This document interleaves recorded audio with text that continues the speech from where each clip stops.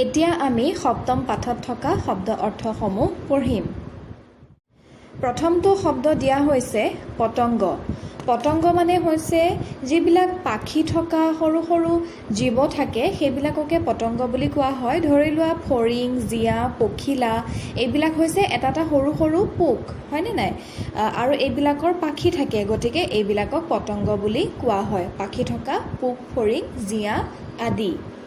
আৰু ইংৰাজীত ইয়াক কি বুলি ক'ব পাৰি? ধৰা এনি উইংড ইনচেক্ট, যিকোনো ধৰণৰ পাখি থকা জীৱ, পোক। দ্বিতীয়টো শব্দ দিয়া হৈছে আকাংক্ষা। আকাংক্ষা মানে হৈছে প্ৰবল ইচ্ছা বা আগ্ৰহ, কোনো এটা কাম কৰিবলৈ থকা প্ৰবল ইচ্ছা বা আগ্ৰহ, এইটোৱে হৈছে আকাংক্ষা।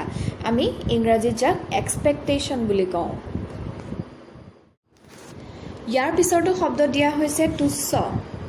তুচ্ছ মানে হৈছে একেবাৰে নিচ, ধৰা একেবাৰে সৰু অৰ্থত বুজাবলৈ এই তুচ্ছ শব্দটো ব্যৱহাৰ কৰা হয়, যাৰ ধৰা কোনো মূল্য নাই, একদম ৱৰ্থলেছ, ল', একেবাৰে সৰু অৰ্থ বা একদম নিম্ন অৰ্থ বুজাবলৈ এই তুচ্ছ শব্দটো ব্যৱহাৰ কৰা হয়। ইংৰাজীত ইয়াক ল' বুলিও ক'ব পাৰা বা ৱৰ্থলেছ বুলিও ক'ব পাৰা। ইয়াৰ পিছৰ শব্দটো হৈছে পুচ্ছ। পুচ্ছ মানে হৈছে টেইল। কিছুমান জীৱ জন্তুৰ নেজ থাকে চাবাচোন, সেই নেজডালক পুচ্ছ বুলি কোৱা হয়, যাক ইংৰাজীত টেইল বুলি কয়, সেইটোৱে হৈছে পুচ্ছ। ইয়াৰ পিছৰ শব্দটো হৈছে বিচ্ছেদ। বিচ্ছেদ মানে হৈছে পৃথক কৰা বা আঁতৰাই দিয়া, বেলেগ বেলেগ কৰি দিয়া। দুটা লগ লাগি থকা বস্তু, ধৰা এটা বস্তু ভাগ কৰি দিয়া, পৃথক কৰা, এইটোৱে হৈছে বিচ্ছেদ, যাক ইংৰাজীত ছেপাৰেশ্যন বুলি কোৱা হয়, অৰ্থাৎ ছেপাৰেট কৰা কাৰ্য, এইটোৱে হৈছে বিচ্ছেদ। ইয়াৰ পিছৰ শব্দটো হৈছে শিৰচ্ছেদ। শিৰচ্ছেদ মানে হৈছে মূৰ কটা কাৰ্য, অৰ্থাৎ মূৰ কাটি দিয়া কাৰ্য, মানে ডিঙিৰ পৰা মূৰটো আঁতৰাই দিয়া কাৰ্য। বিহেডিং, যাক ইংৰাজীত বিহেডিং বুলি ক'ব পাৰি, শিৰচ্ছেদ অৰ্থাৎ মূৰ কাটি দিয়া কাৰ্য। আমি পাঠটো পঢ়োঁতে এটা বাক্য পঢ়িবলৈ পাইছিলোঁ যে বীৰ লাচিত বৰফুকনে দেশৰ বাবে নিজৰ মোমায়েকৰ শিৰচ্ছেদ কৰিছিল, অৰ্থাৎ নিজৰ মোমায়েকৰ তেওঁ মূৰ কাটি দিছিল। ইয়াৰ পিছত আমি পোৱা শব্দটো হৈছে নিশ্চিত। নিশ্চিত মানে হৈছে ঠিক কৰা, অৰ্থাৎ ফাইনেল কৰা। কোনো এটা কাম ধৰা কৰিবলৈ যোৱাৰ আগতে এইটোৱেই যে কৰিম কাম, এনেধৰণৰ ফাইনেলাইজেশ্যন কৰা, অৰ্থাৎ ঠিক কৰা, এইটোৱে হৈছে নিশ্চিত। ইয়াক এছাৰটেইনড বুলিও কোৱা হয়, ইংৰাজীত এছাৰটেইনড বুলি কোৱা হয়।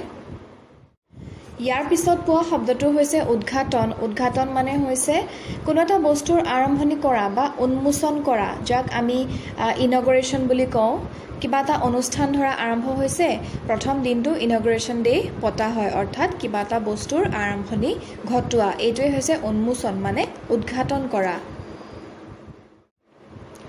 ইয়াৰ পিছত পোৱা আমাৰ শব্দটো হৈছে উদগীৰণ। উদগীৰণ মানে হৈছে ধৰা ওলাই অহা কাৰ্য, মানে নিক্ষেপণ। যেনেকৈ তোমালোকে শুনিবলৈ পোৱা চাগে আগ্নেয়গিৰি উদগীৰণ হয়, এইটোৱে হৈছে উদগীৰণ, অৰ্থাৎ ওলাই অহা কাৰ্য, নিক্ষেপ কৰা। ইয়াক ইংৰাজীত ইৰাপশ্যন বুলি কোৱা হয়।